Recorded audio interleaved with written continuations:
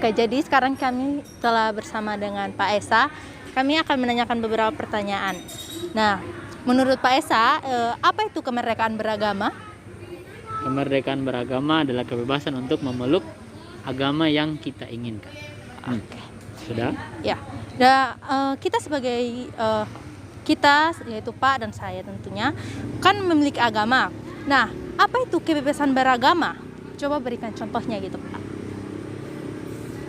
Seperti Mbak bilang, karena kita dijamin untuk memilih agama sesuai keinginan kita, maka tentu ya Pak ketika mau pergi beribadah ke gereja, orang yang lain tidak punya hak untuk melarang Pak beribadah, begitu.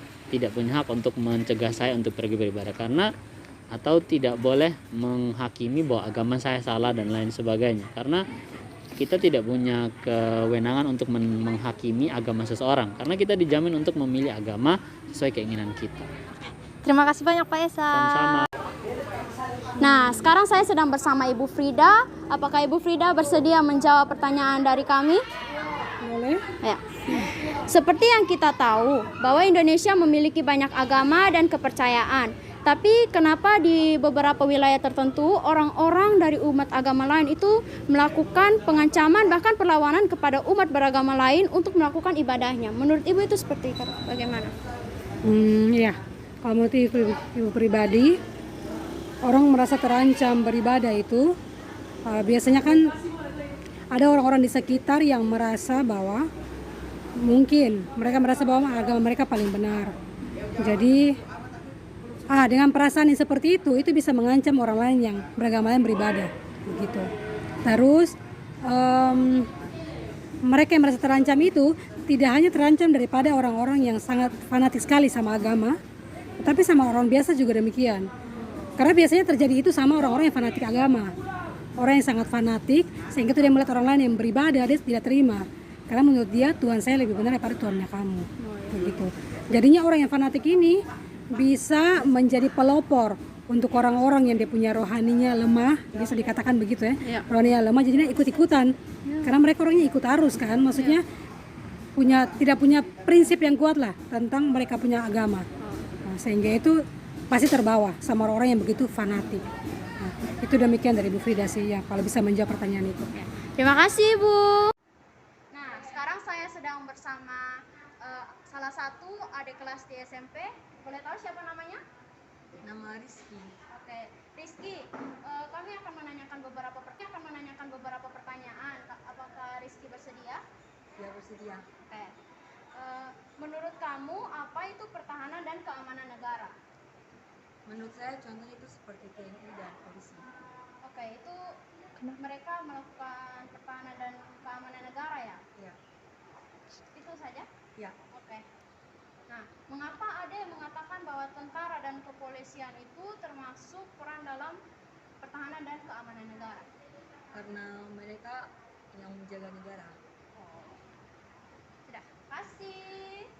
Ya, sekarang siang hari ini saya bersama Bu Bella.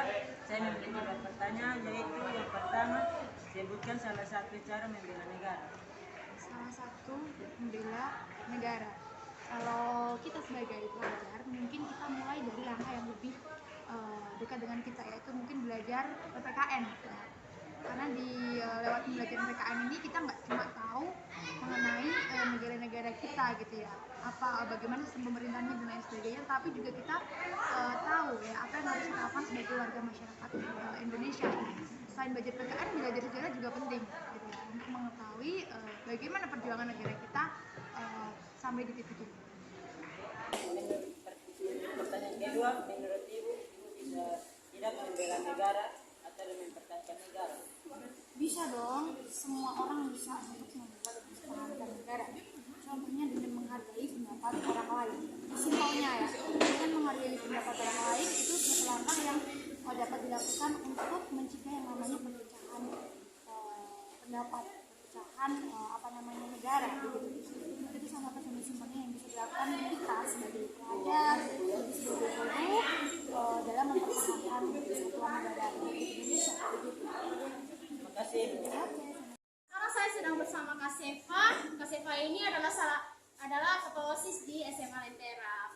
Apakah Kak Seva bersedia diwawancarai dan menjawab beberapa pertanyaan? Sedia. Oke, pertanyaan pertama. Menurutmu pertahanan dan keamanan negara ini melibatkan siapa aja sih? Melibatkan seluruh warga negara tersebut. Karena kita semua berperan penting dalam menjaga keamanan dan kenyamanan dalam negara. Pertanyaan yang kedua.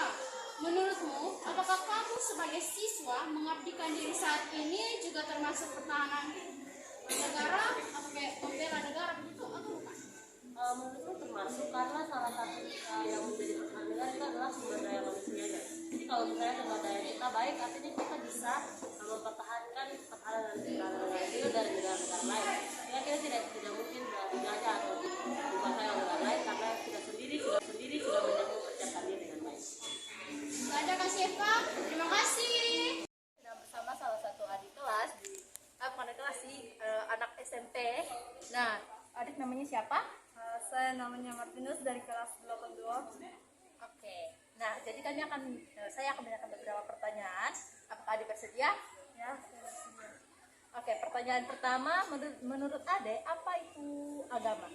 Menurut saya agama adalah kata yang dipakai untuk menjelaskan tentang sebuah kepercayaan atau komitmen seseorang untuk bersandar dan menjadikan sesuatu tersebut, baik benda maupun kepercayaan terhadap sebuah roh, sebagai panutan dan sandaran hidup mereka. Oke. Baiklah, sebutkan 6 agama yang diakui di Indonesia.